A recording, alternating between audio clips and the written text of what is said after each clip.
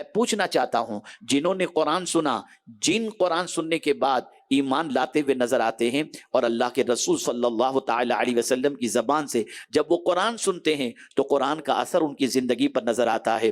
میرے پیارے آقا صلی اللہ تعالی علیہ وسلم کے پیارے دیوانوں، جس قوم کا مزاج یہ ہو جائے کہ گانوں کے اثرات تو قبول کر لے، غزلوں کے اثرات تو قبول کر لے، گالیوں کے اثرات تو قبول کر لے، لیکن قرآن کا اثر اگر وہ قبول کرنے کے لیے تیار نہیں ہے، اس سے یہ بات محسوس ہوتی ہے کہ اس کا دل اتنا سخت ہو چکا ہے کہ اب اللہ کے کلام کے اثرات کو قبول کرنے کی وہ صلاحیت نہیں رکھتا۔ اس کے لیے میرے پیارے آقا صلی اللہ علیہ وسلم کے پیارے دیوانوں، ضرورت اس امر کی ہے قرآن کو سمجھا جائے، قرآن کی تلاوت کی جائے۔ میرے پیارے آقا صلی اللہ تعالی علیہ وسلم کے پیارے دیوانوں، یہ اللہ کی کتاب، اس کی تلاوت کا اثر لوگوں کی زندگیوں میں ہوا ہے۔ تاریخ کے اوراق الٹ کر کے دیکھیے، رسول اعظم صلی اللہ تعالی علیہ وسلم کے صحابہ کی زندگی کا مطالعہ کریں تو آپ کو پتہ چلے گا کہ سیدنا فاروق اعظم رضی اللہ تعالی عنہ جیسا شخص جنہوں نے یہ عزم کر لیا تھا کہ مشم نبوت کو میں گل کر دوں گا، اسی ارادے سے تلوار نیام سے باہر لے کر کے نکلے تھے، لیکن راستے ہی کے اندر کسی نے کہا پہلے اپنی بہن کی خبر لو، تمہارے گھر میں اسلام داخل ہو چکا ہے۔ اللہ اکبر! وہ فاروق اعظم جن کا جلال بھی مشہور اور جن کی طاقت و توانائی بھی مشہور تھی، پلٹتے ہیں اپنی بہن کی خبر لینے کے لیے کہ وہ آگوش اسلام میں قدم رکھ چکی ہے۔ جس شمع نبوت کو وہ گل کرنے کے ارادے سے نکلے تھے، اسی نبی کا اس نے کلمہ پڑھ لیا ہے۔ جب بہن کے گھر کے دروازے پر پہنچ کر دیکھتے ہیں تو اندر سے قرآن کی تلاوت کی آواز آ رہی ہوتی ہے۔ آپ اندازہ لگائیں، بہن کے گھر سے قرآن کی تلاوت کی آواز کو سن کر فاروق اعظم جو ابھی آگوش اسلام میں قدم نہیں رکھے تھے، دروازے پہ دستک دیتے ہیں۔ بہن نے اپنے شوہر کو چھپا دیا اور اس کے بعد دروازہ کھولا تو فاروق اعظم نے فوراً پوچھا، بہن یہ بتاؤ تیرے گھر سے میں کچھ سن رہا تھا، کوئی آواز آ رہی تھی، بتا وہ کیا چیز تھی؟ بہن نے برجستہ جواب دیا، وہ اللہ کا کلام تھا، ناپاک شخص اس کو ہاتھ نہیں لگا سکتا، پہلے تمہیں غسل کرنا ہوگا۔ اللہ اکبر! فاروق اعظم نے اپنی بہن پر زیادتی شروع کی، تماچا رسید کیا اور کہا تم نے اس نبی کا کلمہ پڑھ لیا؟ آپ غور سے سنیے اور میری بہنیں بھی خاص طور پر سنیں۔ وہ فاروق اعظم جن کو دیکھ کر بہن کانپ جایا کرتی، وہ فاروق اعظم جن کے نام سے بہن پر ایک عجیب کپ کپی طاری ہوتی، وہ فاروق اعظم جن کے سامنے کبھی بہن زبان دراز نہیں کرتی تھی، لیکن فاروق اعظم نے جب اپنی بہن سے کہا کہ تو نے نبی کا کلمہ پڑھ لیا ہے اور تیرے گھر سے میں ایک آواز سن رہا تھا، بہن نے کہا ہاں میں نے کلمہ پڑھ لیا ہے۔ کہا دامن مصطفیٰ چھوڑ دے، تو اس کی جرت کو ہزاروں سلام، ان کی طاقت کو ہزاروں سلام۔ برجستہ وہ بہن جو کبھی اپنے بھائی کے سامنے زبان نہیں کھولتی تھی، وہ کہتی ہے بھائی سن لو، میرے بھائی عمر سن لو، جان تو دے سکتی ہوں، نبی کا دامن نہیں چھوڑ سکتی، نبی سے تعلق توڑ نہیں سکتی۔ جب فاروق اعظم نے یہ سنا تو ان کو محسوس ہوا ایک صنف نازک کو رسول کی محبت نے اتنا طاقتور بنا دیا کہ جو بہن کبھی عمر کے سامنے زبان نہیں کھولتی تھی، آج جرأت و شجاعت کے ساتھ عمر سے اس طریقے سے بات کر رہی ہے۔ اچھا بہن چلو ٹھیک ہے، مجھے بتاؤ کیا چیز پڑھ رہے تھے؟ اس کے بعد بہنوئی کو نکالا گیا اور پھر بہنوئی سامنے آئے، ان کے سامنے قرآن مقدس کی آیتیں رکھی گئیں۔ جیسے ہی فاروق اعظم نے قرآن مقدس کی ان آیتوں کو دیکھا اور سنا تو دیکھنے اور سننے کے بعد ان کے دل میں اسلام کی شمع روشن ہونی شروع ہو گئی۔ میں پوچھنا چاہتا ہوں اے رسول اعظم صلی اللہ علیہ وسلم کے دیوانوں، اپنے دل پر ہاتھ رکھ کر کے ذرا بولو کہ کافر سنتا ہے قرآن تو اس کے دل پر بھی اثر کرتا ہے۔ ہمارا دل کتنا سخت ہو گیا کہ اللہ کی کتاب کا کوئی اثر ہم قبول کرنے کے لیے تیار نہیں۔ ہمیں علماء تقریر کر کے، ہمیں مشائخ تقریر کر کے، ہمیں جو ہے قرآن کے ترجمے بتا کر، ہمیں قرآن کی تفسیر بتا کر اللہ کا پیغام سنایا جاتا ہے، لیکن ہمارا دل پگھلنے کو تیار نہیں، ہمارا دل جو ہے وہ سنورنے کے لیے تیار نہیں۔ اس سے یہ بات سمجھ میں آتی ہے کہ دل گناہ آلود ہو چکا ہے، زنگ آلود ہو چکا ہے، پتھر سے بھی سخت دل ہمارا ہو چکا ہے۔ میرے پیارے آقا صلی اللہ تعالی علیہ وسلم کے پیارے دیوانوں، آپ جانتے ہیں نجاشی بادشاہ کے دربار کے اندر جب حضرت جعفر طیار رضی اللہ تعالیٰ عنہ پہنچے تھے، آپ جانتے ہیں یہ حبشہ جو ہے نجاشی بادشاہ جو حبشہ کا تھا، اللہ اکبر، رسول گرامی وقار صلی اللہ تعالیٰ علیہ وسلم کے صحابہ وہاں پہنچے اور اس کے بعد کفار جا کر انہیں ورغلانے لگے اور بادشاہ سے نجاشی بادشاہ سے انہوں نے کہا کہ یہ تمہارے لیے خطرہ ثابت ہو سکتے ہیں، یہ ہمارے یہاں سے بھاگے ہوئے ہیں، تم ان کو پناہ مت دو۔ اس وقت حضرت جعفر طیار رضی اللہ تعالیٰ عنہ سے جو اس وقت مسلمانوں کے وفد کے ذمہ دار تھے. اللہ اکبر. بادشاہ حبشہ نے کہا تھا, نجاشی نے کہا تھا, اے جعفر طیار ذرا بتاؤ کیا تمہارے پاس جو کتاب موجود ہے اس کتاب کے اندر کہیں حضرت مریم کا ذکر موجود ہے؟ اتنا سننا تھا. اللہ اکبر. حضرت جعفر طیار نے اسی موقع پر سورہ مریم کی تلاوت شروع کر دی اور بتایا ایک آیت نہیں بلکہ ایک پوری سورت حضرت مریم کے نام سے موجود ہے. جب سورہ مریم کی تلاوت حضرت جعفر طیار نے شروع کی, اس کے دل میں اسلام کی شمع روشن ہوئی اور بتایا گیا کہ اس کی آنکھوں سے آنسو جاری ہو گئے. وہ قرآن سن کر کے رونے لگا. عیسائی تھا, ابھی اسلام قبول نہیں کیا, لیکن قرآن سنا تو اس کی آنکھوں سے آنسو جاری ہو گئے. میرے پیارے آقا صلی اللہ علیہ وسلم کے پیارے دیوانوں, اسی طریقے سے بعد میں 70 لوگ سرکار صلی اللہ علیہ وسلم سے ملنے کے لیے آئے. جب وہ پہنچے تو مصطفیٰ جان رحمت قرآن کی تلاوت کر رہے تھے. سرکار سے تلاوت سننے کے بعد ان کی آنکھوں میں آنسو آ گئے. اور اس کے بعد آپ کو یہ جان کر خوشی ہوگی اور یہ جان کر آپ کو تعجب بھی ہوگا کہ نجاشی بادشاہ حضور کے ہاتھوں پر اسلام لانے کی غرض سے نکل بھی پڑا اور اسلام قبول بھی کر چکا. سرکار کی ملاقات کے لیے نکلا اور راستے ہی میں اس کا انتقال ہو گیا. جب حضور کو اطلاع ملی تو میرے آقا صلی اللہ علیہ وسلم نے غائبانہ نماز جنازہ پڑھا کر نجاشی کی عظمت کو دنیا والوں کے سامنے پیش فرما دیا. کیا بات ہے, سبحان اللہ, سبحان اللہ. قرآن بہت عظیم کتاب ہے, اس کے اثرات کو قبول کرو. اور اثر کیسے ہوگا اس کو میں تھوڑا سا سمجھا دوں. اللہ کی کتاب کا اثر کیسے ہوگا؟ اس وقت ہوگا جب آپ کے دل میں اللہ کی عظمت موجود ہوگی, اللہ عز و جل کی کبریائی کا تصور آپ کے دل و دماغ میں ہوگا. آپ کو یہ محسوس ہوگا کہ میں کس کا کلام سننے جا رہا ہوں, جس کلام کی عظمتوں کا عالم یہ ہے کہ رب فرماتا ہے لو انزلنا هذا القرآن على جبل لرأيته خاشعا متصدعا من خشیت اللہ. اگر اس قرآن کو میں پہاڑ پر نازل کرتا تو پہاڑ خشیت ربانی کی وجہ سے ریزہ ریزہ ہو جاتا. یہ اتنی عظمت والی کتاب ہے. یہ کتاب اٹھانے کے لیے آئی, یہ کتاب بلندی پر لے جانے کے لیے آئی, یہ کتاب عروج کی طرف لے جانے کے لیے آئی. خود رسول اعظم صلی اللہ علیہ وسلم نے فرمایا یہ کتاب جس کو تھامنے کے بعد انسان عروج حاصل کرے گا یا ایک قوم عروج حاصل کرے گی, اس کو تھامنے کے بعد اور اس کو چھوڑنے کی وجہ سے ایک قوم زوال پذیر ہو جائے گی. آج اتنے بڑے مجمع کے اندر میں اگر پوچھوں کتنوں کو قرآن پڑھنے آتا ہے, نہیں بتا سکیں گے. کتنے تعجب کی بات ہے. اور پھر ایسے مست ہیں اپنی زندگی میں جیسے کوئی قرآن کی اہمیت ان کی زندگی میں ہے ہی نہیں. بس نہیں آتا کوئی بات نہیں, انگلش آنی چاہیے, کمپیوٹر چلانے آنا چاہیے, یہ سب چیزیں آنی چاہیے. قرآن آئے یا نہ آئے اس کی ہمیں کوئی فکر نہیں. صحیح بات ہے. کتنے تعجب کی بات ہے. اللہ کی کتاب سے ہمارا تعلق کتنا کمزور ہو گیا. آئیے صرف میں ایک یا دو واقعات آپ کی سماعتوں کے حوالے کر کے میں اپنی گفتگو کو سمیٹنے کی کوشش کروں گا, اور میں چاہوں گا کہ دیکھیے قرآن نے کس طریقے سے لوگوں کی زندگی میں انقلاب پیدا کیا. اب دیکھیے ایک نوجوان بڑا خوبصورت بغداد کی سرزمین پر, بڑا حسین و جمیل, بڑا عبادت گزار. وہ عبادت گزار نوجوان اپنا وقت مسجد میں گزارا کرتا اور عبادت و ریاض میں خود کفیل تھا. اللہ نے بہت نوازا تھا, اس لیے کوئی کام نہ کرتے ہوئے اپنی جوانی کو اللہ کی عبادت میں مسجد میں وہ خرچ کیا کرتا. اس کے تقوی اور طہارت کی بڑی شہرت تھی. دنیا اس کے حسن و جمال کو بھی جانتی تھی اور اس کے تقوی و طہارت کو بھی جانتی تھی. ایک مرتبہ اتفاق سے ایسا ہوا, وہ اپنے گھر سے نکلا مسجد میں نماز کے لیے. جب مسجد کی طرف بڑھ رہا تھا, ایک بڑی حسینہ اور جمیلہ خوبصورت خاتون, اس کی نظر اس نوجوان پر پڑی. پڑھتے ہی اس کے دل کے اندر ایک عجیب کیفیت پیدا ہوئی. اس نوجوان کی محبت کا چراغ اس کے سینے میں جل گیا. اب وہ چین سے جی نہیں پا رہی تھی. نماز پڑھ کر کے نوجوان نکلا تو وہ راستے میں کھڑی ہو گئی اور کہا نوجوان میں تجھ سے کچھ بات کرنا چاہتی ہوں. نوجوان نے کہا یہ تہمت کی جگہ ہے, کوئی مجھے دیکھے گا تو پتہ نہیں میرے بارے میں کیا بدگمانی کرے, میں یہاں بات نہیں کر سکتا. نوجوان سے کہتی میری کچھ تو بات سن لے. نوجوان نے کہا نہیں میں کچھ نہیں سن سکتا. نوجوان چلا گیا.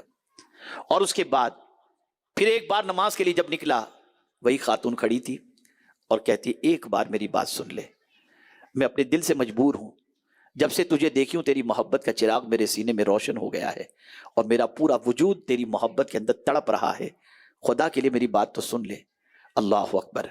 اس نے ایک نہ سنی, وہ چلتا رہا اور بات اس کے بعد ختم ہو گئی. پھر نماز پڑھ کر کے جب واپس گھر کی طرف لوٹا وہ خاتون پھر اس کا پیچھا کرتے ہوئے پہنچی، وہ جلدی سے گھر کے اندر گھس گیا۔ توجہ چاہوں گا میری بہنیں بھی سنیں اور آپ حضرات بھی سنیں۔ وہ اپنے گھر کے اندر داخل ہو گیا، اور داخل ہونے کے بعد اس نے ایک پرچہ لکھا، کچھ باتیں اس میں لکھی۔ اب سنیے کیا باتیں اس نے لکھی۔ پہلی چیز اس نے لکھی کہ اللہ تعالیٰ پہلی بار، غور سے سنیے گا، پہلی بار اگر کوئی گناہ کرتا ہے تو اللہ تعالیٰ اس کو درگزر کر دیتا ہے، جب دوسری مرتبہ گناہ کرتا ہے تو اللہ پردہ پوشی فرماتا ہے، اور پھر بھی وہ گناہ سے باز نہیں آتا اور گناہ کو اوڑھنا بچھونا بنا لیتا ہے تو پھر اللہ اس سے ناراض ہو جاتا ہے۔ اور اللہ کی ناراضگی کا حال یہ ہے کہ اگر زمین آسمان پہاڑ بلکہ اللہ کی ساری مخلوق پر اللہ کی ناراضگی کو ڈال دیا جائے تو کسی میں طاقت نہیں ہے کہ اللہ کی ناراضگی کو برداشت کر سکے۔ اے خاتون مجھے یہ بتا، یہ سب خط میں لکھا اس نے، اے خاتون ذرا مجھے یہ بتا کیا اللہ کی ناراضگی کی برداشت کرنے کی طاقت ہم میں ہے؟ اب تو کہے گی کہ میں اپنے دل کے ہاتھوں سے مجبور ہوں، تو میں تجھے علاج بتا دیتا ہوں۔ تیری اس محبت کا علاج، عشق میں تڑپنے کا علاج اس طبیب کے پاس ہے جسے اللہ کہتے ہیں۔ اب میں تجھے اس کے ذریعے علاج بتا دوں۔ اور پھر اس میں اس نے لکھا کہ اللہ عز و جل قرآن مقدس میں ارشاد فرماتا ہے یعلم خائنۃ الاعین وما تخفی الصدور، اللہ تعالیٰ آنکھوں کی خیانت اور دل کے بھید کو جانتا ہے۔ اور پھر یہ پرچہ اس نے اس خاتون کو دیکھا کہ وہ باہر نکلا، خاتون موجود تھی، خاتون کی طرف دیا اور سیدھا نکل گیا۔ خاتون نے جب اسے پڑھا تو پڑھنے کے بعد اس کی عجیب کیفیت ہوئی، وہ سوچی شاید وہ بھی کچھ عشق وغیرہ کی داستان لکھ کر بھیجا ہوگا، لیکن جیسے ہی اس نے پڑھا اس خاتون کے پڑھنے کے بعد اس کی جو ہے آنکھوں سے آنسو جاری ہو گئے، وہ رونے لگی، چیخنے لگی، اور اس کے بعد اس نوجوان سے کہنے لگی ذرا ایک بار تو سن لے، ایک بار تو سن لے۔ اس نے کہا اب کوئی سننے کی گنجائش نہیں، اور یہ کہتے ہوئے وہ نوجوان چلا گیا۔ آپ جانتے ہیں میرے پیارے آقا صلی اللہ تعالی علیہ وسلم کے پیارے دیوانوں، اس نوجوان نے اپنے قلم سے اللہ کی آیت کو جب لکھ کر کے اس کو بھیجا تو اس کے بعد اس عورت کی پوزیشن یہ ہوئی، وہ کچھ کہنا چاہتی تھی، نوجوان سننے کو تیار نہیں تھا، لیکن جب پلٹ کر نماز پڑھ کر کے جب وہ نوجوان نکلا تو وہ عورت کہتی ہے اب تیری راہ میں کبھی رکاوٹ نہیں بنوں گی، اس لیے کہ تو جس کا بندہ ہے میں بھی تو اسی کی بندی ہوں، میں قیامت میں اسے کیا منہ دکھاؤں گی۔ میں پوچھنا چاہتا ہوں اے رسول اعظم صلی اللہ تعالی علیہ وسلم کے دیوانوں، آج ہماری قوم کے نوجوان بچے اور بچیاں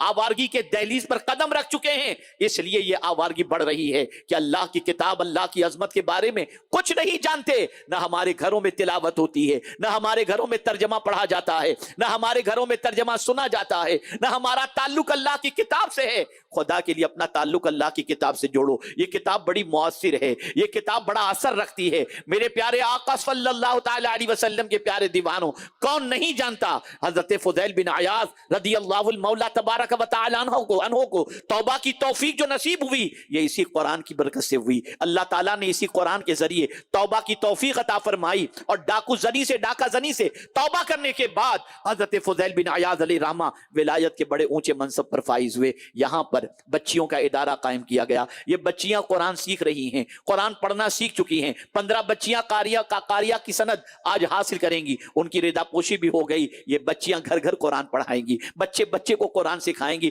میں پوچھنا چاہتا ہوں جس کتاب کی عظمت کا عالم یہ ہے، ایک حرف پر 10 نیکی اللہ عطا فرماتا ہے، سمجھ کے پڑھو تو، نہ سمجھ کے پڑھو تو۔ اگر کوئی کہے نہ سمجھ کے پڑھنے سے کوئی نیکی نہیں تو میں عرض کروں گا ذرا مجھے بتاؤ کیا اللہ کے رسول صلی اللہ علیہ وسلم کا یہ ارشاد اپنی جگہ حق نہیں ہے؟ الف لام میم لیس بحرف بل الف حرف و لام حرف و میم حرف۔ الف لام میم ایک حرف نہیں بلکہ الف ایک حرف ہے، لام ایک حرف ہے، میم ایک حرف ہے، اور اگر کوئی الف لام میم پڑھتا ہے اللہ اسے 30 نیکیاں عطا فرماتا ہے۔ آخر اسی کا ذکر حضور نے کیوں فرمایا؟ وجہ سب سے بڑی یہ ہے کہ تم اس کو سمجھنے کی طاقت نہیں رکھتے، یہ حروف مقطعات میں سے ہے۔ اللہ اکبر، یہاں سے یہ بات سمجھ میں آئی، سمجھ کے پڑھو تو بھی ثواب، نہ سمجھ کے پڑھو تو بھی ثواب، لیکن قرآن سے اپنا رشتہ مضبوط کر لو، قرآن سے تعلق مضبوط کر لو، سمجھ کر کے پڑھو، ترجمے کو پڑھو۔ آج خود مجھے میرے ایک ساتھی نے کم و بیش 3 से 4 मुफस्सिर कुरान की तफसीरें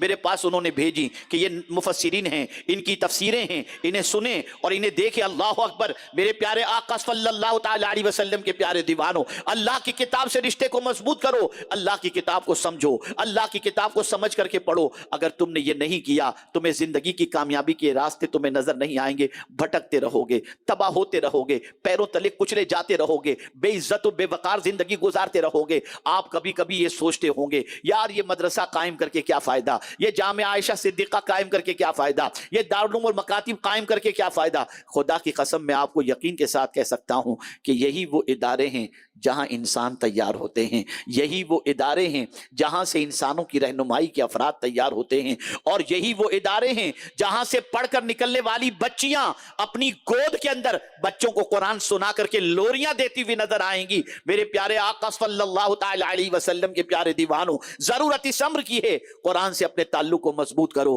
कुरान से अपने ताल्लुक को उस्तवार करो। एक आयत में आपके सामने कुरान मुकद्दस की पेश करूं जिसको आज मैंने मुताला किया, और जब मैं उसको पढ़ा हूं तो इब्तिदाई को पढ़ करके मेरे जिस्म के अंदर एक गुदगुदी सी पैदा हुई, एक अजीब कैफियत पैदा हुई। और ये आयत मुबारका दर हकीकत कुरान की असरात से मुतल्लिक है। अल्लाह अकबर। किस अंदाज से अल्लाह ने फरमाया, वबशिरिल मुखबितीन, खुशखबरी हो मेरे महबूब, खुशखबरी सुना दो। किनको खुशखबरी सुना दो?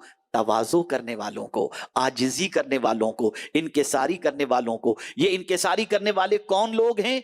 अल्लज़ीना इज़ा ज़ुकिरल्लाह वजिलत क़ुलूबुहुम, कि जब उनके सामने अल्लाह की किताब पढ़ी जाती है तो उनका दिल कांपने लगता है, उनका दिल लरजने लगता है। मैं आपसे एक सवाल पूछता हूँ, आपका मकान है, अगर नोटिस आ गई ये मकान इल्लीगल है, कल तोड़ेंगे, तो दिल कांपने लगेगा, दिल हिलने लगेगा, कैफियत दो चार हो जाएगी, रात की नींद उड़ जाएगी, दिन का चैन खत्म हो जाएगा। इनकम टैक्स से नोटिस आ गई तो रात की नींद जैसे ही पढ़ा खाना छोड़ गया। बीवी पूछे कि क्या टेंशन हो गया, आप भी तो अच्छे मूड में थे, लेकिन अभी आपकी तबीयत कैसी कैसे हो गई? तुझे नहीं मालूम इनकम टैक्स का नोटिस आ गया है, तुझे नहीं मालूम बल्दिया की तरफ से बिल्डिंग तोड़ने की बात आ गई है। मैं पूछना चाहता हूं, इनकम टैक्स ऑफिसर के खत को पढ़ने के बाद तुम्हारे कल्ब पर यह कैफियत पैदा होती है, और इसी तरह से नोटिस बल्दिया की तरफ से आ जाए तो तुम लरजने लगते हो। कभी खुदा का फरमान सुनकर भी तुम्हारे अंदर कपकपी तारी हुई है? कभी खुदा का फरमान सुनकर के भी लर्जा तारी हुआ है? इसलिए कि सुन लो, यहां तुमको जो भी परेशान करने वाले हैं, हो सकता है दे दिलाकर तुम अपने सारे काम निपटा सको, लेकिन खुदा की बारगाह के अंदर किस तरीके से करोगे, वहां कुछ नहीं चलेगा। इसलिए ए रसूल आजम सल्लल्लाहु अलैहि वसल्लम के दीवानों, कुरान के असरात को अपनी जिंदगी में कबूल करो और कुरान मुकद्दस से अपने ताल्लुक को मजबूत करो। यह वो किताब है कि जो इस किताब के पढ़ने का आदी बन जाए, जो इस किताब को समझने का आदी बन जाए, और थोड़ा सा आगे बढ़कर जो इस किताब पर अमल करने का आदी बन जाए, वो कहीं भी रहे अल्लाह ताला उस पर रहम व करम की बारिशें नाजिल फरमाता है। तो मेरे प्यारे आका सल्लल्लाहु ताला अलैहि वसल्लम के प्यारे दीवानों, मेरा पैगाम यही है, कुरान पढ़ो, कुरान समझो और कुरान पर अमल करो। और इसी कुरान की तबलीग के लिए और इसी कुरान और हदीस को सिखाने के लिए जामिया आयशा सिद्दीका कायम किया गया है। हमारे हर दिल अजीज मौलाना इमरान नजमी साहब जो हमारे इदारे के फाजिल हैं, माशाअल्लाह 3 साल में उन्होंने यहाँ पर वो माहौल बना दिया जिसकी बुनियाद पर आज 15 बच्चियां कारिया कोर्स करके आपके सामने सही मानों में कुरान पढ़कर उसकी जो उसके फैज़ से माला माल करने की सलाहियत रखती हैं। अल्लाह ताला इस इदारे को दिन दुनी रात चौगुनी तरक्की अता फरमाए। और जिन लोगों ने इस इदारे की ज़मीन की खरीदने के अंदर माली ताउन किया है, वो इस बात पर यकीन रखें कि अल्लाह उसका 10 गुना दुनिया में जरूर अता फरमाएगा। और इसी के साथ साथ जब तक बच्चियां वहां पर कुरान सीखती रहेंगी, पढ़ती रहेंगी और कुरान पर अमल करती रहेंगी, कुरान को सिखाती रहेंगी, इंशाअल्लाह उसका सवाब आपको कयामत तक मिलता रहेगा। ए रसूल आजम सल्लल्लाहु ताला अलैहि वसल्लम के दीवानों, मैं आपको फर्क बता दूं इदारे और मस्जिद के अंदर, थोड़ा सा फर्क बता दूं। मस्जिद आपने बनाई, जब कोई वहां नमाज पढ़ेगा तब आपको सवाब मिलेगा। तवज्जो चाहूंगा, मस्जिद में नमाज पढ़ने के लिए आपको जाना पड़ेगा या लोगों को जाना पड़ेगा? जब सजदे होंगे तो आपको सवाब मिलेगा। बेशक मस्जिद का नमाजी मस्जिद से नमाज पढ़ करके बाहर निकला ना, तो फिर उसके कोई अमल का सवाब आपको नहीं मिलेगा। लेकिन कुर्बान जाइए, मदरसे में एक बच्चा कुरान सीखा, ये सीख कर जहां गया, क्या बात है, जहां सिखाया, जितनों को सिखाया, जितने सीखे, उस सब का सवाब آپ کو اللہ عطا فرمائے گا۔ بے شک بے شک۔ اس لیے مسجد تو قائم کرنا ہی چاہیے، لیکن اداروں کا فائدہ اپنی جگہ پر ہے۔ آج اگر یہ ادارے نہ ہوں تو نہ ہمیں حافظ مل سکتے ہیں، نہ عالم مل سکتے ہیں، بلکہ میں تو کہتا ہوں کہ آج کے دور کے اندر ان علماء کا احسان ہے جن کی بنیاد پر آج ہماری نسلوں کے اندر اسلام کسی حد تک اور معاشرے کے اندر کسی حد تک اسلام نظر آ رہا ہے۔ اگر یہ بہت جو ہے قناعت کے ساتھ رہتے ہوئے علم کی خدمت نہ کریں تو اسلام ہم تک پہنچ بھی نہیں سکتا، نہ لوگوں تک پہنچ سکتا ہے۔ اے رسول اعظم صلی اللہ علیہ وسلم کے دیوانوں، ادارے کا تعاون کریں، ادارے کی جو ہے ادارے کو سپورٹ کریں اور اپنی بچیوں کو بھی بھیجیں، اس لیے کہ میں اکثر کہا کرتا ہوں باپ اگر دیندار ہو تو دین گھر کے دروازے تک پہنچتا ہے، اور اگر ماں دیندار ہو تو دین نسلوں تک پہنچا بے شک کرتا بے ہے۔ شک، بالکل۔ اس لیے اپنی بچیوں کو اور خواتین کو دین کی تعلیم سے آراستہ کریں۔ اللہ رب العزت جل جلالہ آقا کریم رؤوف الرحیم علیہ التحیۃ والتسلیم کے صدقہ و طفیل ہم سب کو دین کے کام میں بڑھ چڑھ کر کے حصہ لینے کی توفیق عطا فرمائے، اور رب قدیر جل جلالہ تعلیم قرآن، خدمت قرآن، علم قرآن، عمل قرآن، اس کے اللہ عز و جل ہم سب کو